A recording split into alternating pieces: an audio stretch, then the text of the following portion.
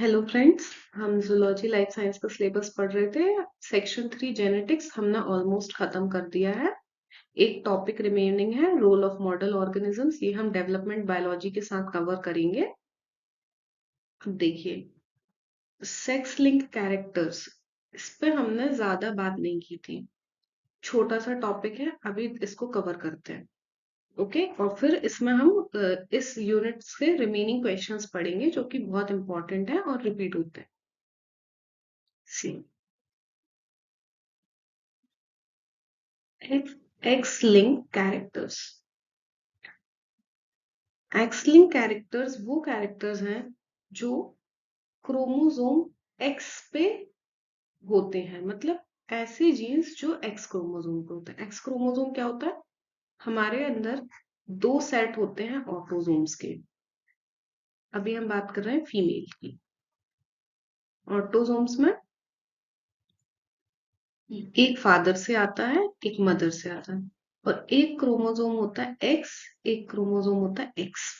ये 23rd chromosome होता है और ये 22 क्रोमोसोम होता है। अगर मेल है तो उसमें दो सेट्स होंगे ऑटोसोम्स के जो कि बिल्कुल फीमेल जैसे ही है। एक एक्स क्रोमोसोम होगा, एक वाई क्रोमोसोम होगा। एक्स क्रोमोसोम मदर से आएगा, वाई क्रोमोसोम फादर से आएगा। इसमें भी एक एक्स क्रोमोसोम मदर से आएगा, एक एक्स क्रोमोसोम फादर से आएगा। अब देखिए, जो एक्स क्रोमोसोम है, इस क्रोमोसोम पर जो जीन्स हैं उनसे रिलेटेड कुछ भी कैरेक्टर एक्स लिंक कैरेक्टर कहलाता है। देखिए, अगर एक मदर है जिसके पास कोई एक्स लिंक कैरेक्टर है।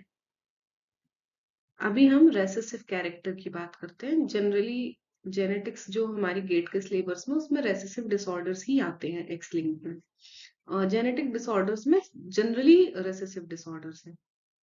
अगर फादर नॉर्मल है, दिस इज फादर, तो जो प्रोजेनी होगी वो क्या होगी? सी एक्स एच।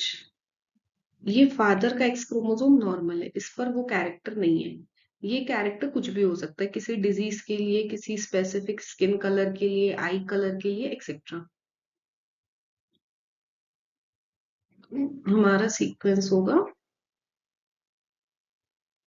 दिस।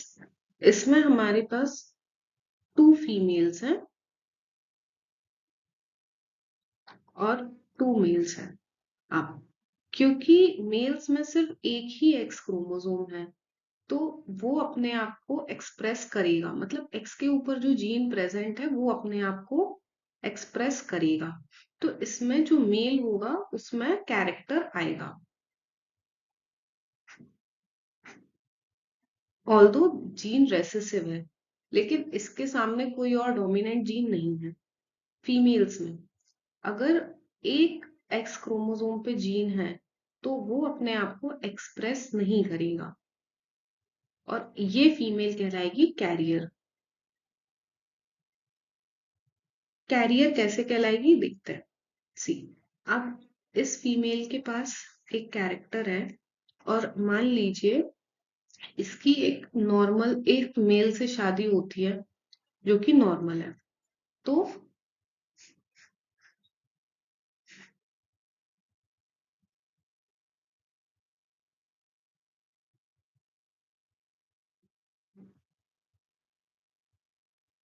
ये प्रोजेनी है। इसमें से जो मेल है उसके पास कैरेक्टर आ गया।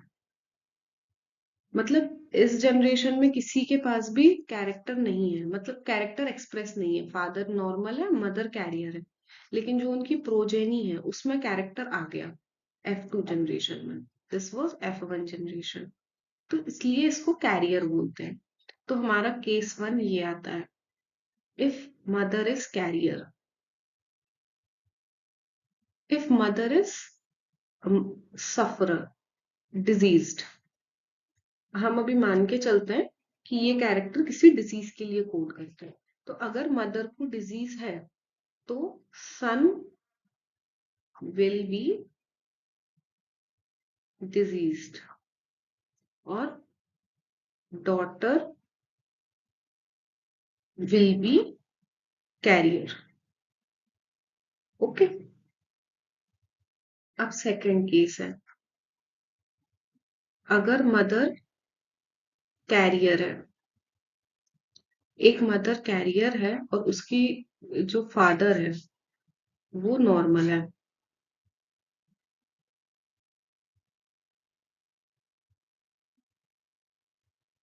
उसको क्या होगा, 50% बॉयज नॉर्मल होंगे,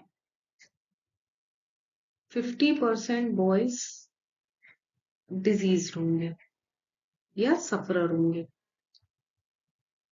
50% फीमेल जो हैं वो नॉर्मल होंगी और 50% फीमेल जो है वो कैरियर होंगी। क्योंकि हमने ये देखा, मदर से वो चीज सन में आती है,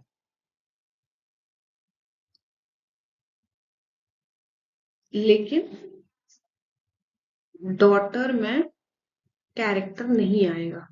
डॉटर कैरियर हो सकती है लेकिन सफर नहीं करेगी, मतलब मदर से डिजीज डॉटर में डिजीज नहीं आएगी, उसका जीन आ सकता है। मतलब डॉटर्स कैरियर भी हो सकती हैं, नॉर्मल भी हो सकती हैं, पर मदर से डॉटर अफेक्टेड कभी नहीं होगी ना। Case 3, if father is diseased. अब देखिए, फादर कभी कैरियर नहीं हो सकता क्योंकि उसके पास एक ही एक्स क्रोमोसोम है, उस पर एक ही जीन है, दूसरा एक्स क्रोमोसोम है नहीं, तो वो जीन अपने आप को एक्सप्रेस कर देगा। इसलिए फादर्स में कैरियर जैसा कुछ भी नहीं होता है। अब क्या होगा कंडीशन,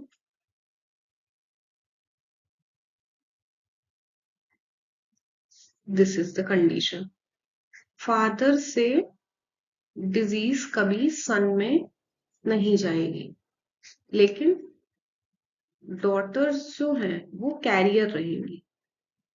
मतलब अगर फादर को वो डिजीज है तो ना ही सन को डिजीज होगी ना ही डॉटर को डिजीज होगी, लेकिन डॉटर कैरियर हो सकती है। तो इन सारे केसेस में हमने क्या देखा, सबसे पहले मदर, अगर मदर डिजीज्ड है तो सारे सन अफेक्टेड है और डॉटर्स जो है वो कैरियर है। इफ मदर इज कैरियर तो 50% मीन्स हाफ सन जो है वो अफेक्टेड है, हाफ सन नॉर्मल है, हाफ डॉटर्स कैरियर है और हाफ डॉटर्स नॉर्मल है। फादर अगर अफेक्टेड है, फादर में एक ही केस है, डिजीज हो सकती है, तो वो डिजीज सन को नहीं होगी और जो डॉटर है वो उसमें कैरियर होगी। मीन्स एक ऐसा रिलेशन है, मदर से डिजीज सन में जा रही है, मदर से फादर से डिजीज कैरेक्टर डॉटर में जा रहा है। मतलब मदर कभी सन को अफेक्ट नहीं करेगी, सन हमेशा, मदर हमेशा सन को अफेक्ट करेगी, मदर डॉटर को अफेक्ट नहीं करेगी। फादर जो है, फादर से कभी डिजीज सन में नहीं जाएगी, मेल टू मेल डिजीज नहीं जाएगी। Okay, now we have a question.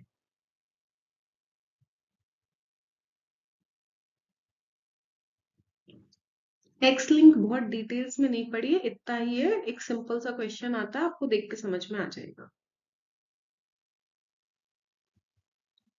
A genetic experiment was performed to map the gene for eye color, new discovered moth species में। Sex determination in moth species, अब एक new discovered moth है जिसमें x Y जो है वो है mail और एक्स एक्स है female. When blue eye males were mated, अब जो मेल्स हैं इनकी आईज ब्लू है और इनको मेट कराया फीमेल से जिनकी आईज ग्रीन है। Okay, when these project both males and females had green eyes, जब इनको मेट कराया तो मेल्स और फीमेल्स दोनों में ग्रीन आईज हुई। तो अगर वो जीन एक्स पे है ग्रीन के कलर के लिए, तो उससे सन में तो जाएगा लेकिन डॉटर में नहीं जाएगा। अगर मेल पे वो जीन है तो वो डॉटर में कैरियर के फॉर्म में जाएगा, सन के ऊपर अफेक्ट होगा। लेकिन यहाँ पे सारी ही प्रोजेनी जो है सेम है। ओके, ये हमारे एक्स लिंक को मैच नहीं कर रहा है। Now when these progenies were mated among themselves, half of the males resulted in second generation had blue eyes and all females were green eyes. अब उन्होंने कहा जब इनके बीच में सेल्फ क्रॉस किया तो वापस से ब्लू कलर आया और ग्रीन कलर आया। हाफ मेल्स ब्लू कलर के थे, पूरी फीमेल्स ग्रीन कलर की थी आईज में। तो ये एक नॉर्मल हमारा डोमिनेंट जो ऑटोट्रोपिक जीन्स के जैसा है, ऑटोजोम्स के जैसा। मतलब पेरेंट्स में कोई कैरेक्टर होता है वो F1 में नहीं आता है लेकिन F2 में एक्सप्रेस हो जाता है, ऐसा। तो अब देखिए, which one of the following consistent with the above data? Multiple gene controls eye colour in the moth? No, क्योंकि मल्टीपल जीन जैसा हमें यहाँ कुछ दिखा नहीं है, दो ही कलर्स हैं। Genes for eye colour is located on X chromosome? X link नहीं है। एक्स लिंक होता तो मेल से फीमेल में जाता, फीमेल से मेल में, सॉरी मेल से मेल में नहीं जाता, फीमेल से मेल में आता लेकिन फीमेल में नहीं जाता। Genes of eye colour is located in Y chromosome. अगर आई कलर के जीन वाई क्रोमोसोम पे होते तो गर्ल पे तो कभी इफेक्ट पड़ता ही नहीं, तो ये भी पॉसिबल नहीं है। Genes for eye colour may not be sex linked, ये हो सकता है। ये हमने अभी कंक्लूड किया था कि ये एक्स लिंक्ड नहीं है। अब देखिए next question. Color blindness is a sex-linked recessive trait in humans. A normal woman who had color-blind father marries a color-blind man. तो सबसे पहले हम एक नॉर्मल वुमेन देखते हैं। नॉर्मल वुमेन जो है एक्स एक्स होती है। अब इन्होंने क्या बोला है, जो इसके पेरेंट्स हैं, मदर तो नॉर्मल है लेकिन फादर कलर ब्लाइंड है। मतलब कलर ब्लाइंडनेस एक्स लिंक्ड है, एक्स क्रोमोसोम पे होता है। फादर अफेक्टेड है तो उसके एक्स क्रोमोसोम पे रहेगा। इससे क्या चांसेस है कि डॉटर नॉर्मल होगी? यहाँ पे कोई भी चांसेस नहीं है डॉटर के नॉर्मल होने के। सन नॉर्मल हो सकता है, तो ये डॉटर जो है वो है कैरियर।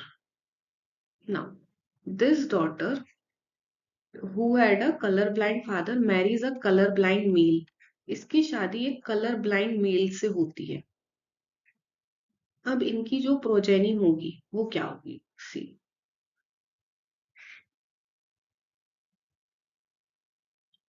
एक्स सी x, x C Y. First female affected है, सेकंड फीमेल कैरियर है।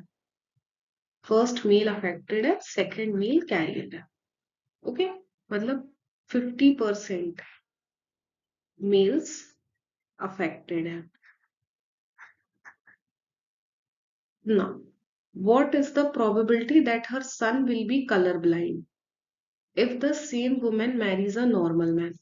अब अगर इस विमेन की शादी एक नॉर्मल मैन से होती तो सन के कलर ब्लाइंड होने के कितने चांसेस होते? तो जब हम इसको क्रॉस करेंगे we will get X C Y X Y, दो मेल्स मिलेंगे, फीमेल्स भी मिलेंगे, वो हम नहीं देख रहे। तो 50% जो मेल्स होंगे वो कलर ब्लाइंड होंगे। Next question is what is the probability of her having a colour blind child? C, ये अभी नॉर्मल है, ये जो हमने क्वेश्चन से देखा। तो कलर ब्लाइंड चाइल्ड होने की चांसेस 50% है, क्योंकि हाफ फीमेल्स भी कलर ब्लाइंड है, हाफ मेल्स भी कलर ब्लाइंड है। What is the probability of getting a colour blind daughters? अब देखो, दो डॉटर्स हैं, दो में से एक कैरियर है, एक कलर ब्लाइंड है। तो ये चांस, ओके, सबसे पहले हाफ तो चांसेस है डॉटर होने के, दूसरा उस हाफ में हाफ है चांसेस है कलर ब्लाइंड होने के, दैट इज 1/4, मीन्स 25%। तो the probability of getting colour blind daughter is 25%। ये डिस्क्रिप्टिव क्वेश्चन है, पहले 2000 में आया था, उस टाइम पे डिस्क्रिप्शन में लिखना होता था। Now we will do some practice questions. X linked questions हमने अभी डिस्कस किए हैं, आगे भी डिस्कस करेंगे। अभी ये हमने फर्स्ट टॉपिक पढ़ा था जो पॉपुलेशन जेनेटिक्स, उसका क्वेश्चन है। पॉपुलेशन जेनेटिक्स में जो हमने प्रिंसिपल पढ़े थे वो एक्चुअली हार्डी वैम्बियर के इक्विलिब्रियम से निकाले गए थे। हार्डी वैम्बियर ने ऐसा कहा था कि अगर जीन फ्रीक्वेंसी कांस्टेंट रहती है, that is p plus Q अगर 1 है तो कोई इवोल्यूशन नहीं होगा। ये हार्डी वैम्बियर प्रिंसिपल है और इसमें हम सिंपल यही इक्वेशन यूज करते हैं। ओके, p रिप्रेजेंट करता है ए जीन ए को, q रिप्रेजेंट करता है bp को और 2pq रिप्रेजेंट करता है 2ab को। ये हमने अपने फर्स्ट वीडियो में पढ़ा था। Now for a particular genetic locus in this deer species only 2 alleles are found. एक एलील है कैपिटल ए और एक एलील है small a. If the frequency of A allele in the population is 0.6, that is P की value है 0.6 A allele की, and the frequency of small a allele is 0.4, it means Q is 0.4. What will be the frequency of genotype AA? AA genotype की frequency होती है 2PQ, तो it will be 2 into 0.4 into 0.6, that is 0.48. Okay, now this is another question from population genetics. Recent में आया हुआ है 2020 में 2 marks का। The red I phenotype in Drosophila. W represents red eyes, which is dominant over small w, it is white eye. ये बात हो रही है ड्रोसोफिला में। In mixed population red and white flies, total population है हमारे पास कितनी, 10,000। Now they are saying white eye, that is small w जो है it is 3600. The percentage of heterozygous red eyes, that is WW, इसका percentage इस population में क्या है? तो सी 3600 आउट ऑफ 10,000 आर प्रेजेंट, तो इसकी जो फ्रीक्वेंसी होगी, लेट सपोज Q, वो होगी 0. Q स्क्वायर विल बी 0.36, तो Q विल बी 0.6, क्योंकि ये स्पीशीज स्मॉल w है जो कि हम बीबी से रिप्रेजेंट कर रहे हैं। बीबी की फ्रीक्वेंसी होती है q square. Now red colour capital W होता है P। P क्या होगा, since P plus q is equals to 1 है तो P की वैल्यू होगी 0.4। Now they are asking W की फ्रीक्वेंसी जो कि है 2PQ। 2PQ क्या होगा, 0.4 इंटू 0.6 इंटू 2, दैट इज 0.48। अब इसका परसेंटेज फाइंड आउट करना है। परसेंटेज फाइंड आउट करने के लिए हम उसको सिंपली 100 से मल्टीप्लाई करेंगे, आंसर आएगा 48%। The percentage of heterozygous red I fly in the population is 48। यहाँ पे परसेंटेज का साइन नहीं लगाना है क्योंकि क्वेश्चन में उन्होंने दिया हुआ है द परसेंटेज। इन क्वेश्चंस में आपको ज्यादा परेशान होने की जरूरत नहीं है क्योंकि आपके पास साइंटिफिक कैलकुलेटर प्रेजेंट होता है एग्जाम में। आप स्क्रीन में राइट साइड पर जाएंगे, आपको एक साइंटिफिक कैलकुलेटर मिल जाएगा, तो सिंपल कैलकुलेशंस, लॉग रूट निकालना, ये सब आप उससे कर सकते हैं। Now, the next question is, which one of the following results from Mendelian monohybrid cross is strong evidence against blending theory? Blending theory क्या है? ब्लेंडिंग थ्योरी इज जैसे दो जीन्स है, एक लॉन्ग हाइट टॉल को रिप्रेजेंट कर रहा है, एक ड्वार्फ को रिप्रेजेंट कर रहा है। तो जो हेट्रोजाइगस स्पीशीज है उसमें अगर जीन्स ब्लेंड होते हैं तो हमें एक मिक्स्ड मीडियम हाइट मिलेगी। और ऐसा मेंडल ने नहीं कहा है। मेंडल ने कहा है इसमें जो डोमिनेंट जीन होगा वो एक्सप्रेस करेगा। तो हमें मीडियम हाइट नहीं, हमें टॉल हाइट मिलनी चाहिए। अब इसमें पूछा है कि क्या एविडेंस है कि ब्लेंडिंग थ्योरी नहीं है, मतलब मोनोहाइब्रिड क्रॉस में ब्लेंडिंग नहीं होती है। तो 3:1 रेशो फिनोटाइप का F1 जनरेशन में, ये तो मेंडल की थ्योरी में है। All progeny of F1 generation exhibit the dominant phenotype, ये भी मेंडल ने बताया था कि फर्स्ट F1 जनरेशन में सारे कैपिटल टी स्मॉल टी थे, तो उसमें फिनोटाइप यानी जो बाहर से दिखने वाला है वो डोमिनेंट है। The recessive phenotype showed up in F2 progeny, recessive phenotype F2 में वापस आ जाता है, ये भी मेंडल ने कहा है। The observation of incomplete dominance, तो इनकम्प्लीट डोमिनेंस हमने नहीं ऑब्जर्व किया। ओके, अब हमें बताना है इनमें से कौन सा पॉइंट है जो एक बहुत स्ट्रॉन्ग एविडेंस देता है कि ब्लेंडिंग नहीं होती। तो सी इज द राइट आंसर। अगर रेसेसिव जीन F2 जनरेशन में एक्सप्रेस हो रहा है, मतलब उसकी कहीं भी ब्लेंडिंग नहीं हुई। अगर ब्लेंडिंग होती तो वो जीन खत्म हो जाता और एक कोई मीडियम टाइप का जीन बन जाता। ऐसा कोई जीन नहीं बनता है, रेसेसिव जीन वापस आता है नेक्स्ट जनरेशन में।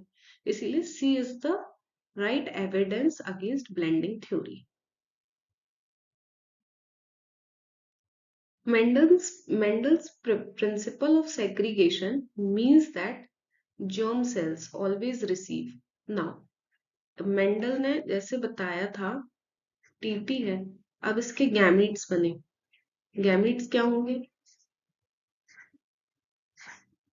दिस, ये गैमीट सिंगली आपस में कंबाइन होके प्रोजेनी बनाते हैं, 4। तो अब इन्होंने बोला है कि प्रिंसिपल ऑफ सेग्रीगेशन का क्या मतलब है। C, one of the paired alleles, मतलब germ cells always receive one of the paired allele। तो जो germ cell है वो paired allele का एक एलील लेता है। This is correct, one of the paired allele is received by germ cell। One pair of alleles, ये गलत है, एक पेयर एक गैमेट में नहीं आता है। वन क्वार्टर, ये भी गलत है। एनी पेयर ऑफ एलील्स, ये भी गलत है। A is the right answer. Sex linked refers to refers to inheritance of genes linked to sex determination, ratio of genes on autosomes and sex chromosomes, ये तो गलत है। Inheritance of genes carried on sex chromosome, ये सही है। Linkage of genes present on sex chromosome, it is wrong. And inheritance of genes linked on sex determination, it is also wrong. C is the right answer.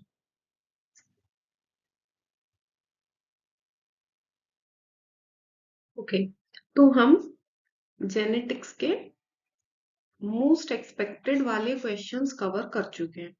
थोड़े से और questions रह गए हैं जिनसे रिलेटेड थ्योरी हम पढ़ चुके हैं, प्रैक्टिस करनी है, वो हम नेक्स्ट वीडियो में कवर करेंगे। उसके बाद ये यूनिट खत्म हो जाएगा।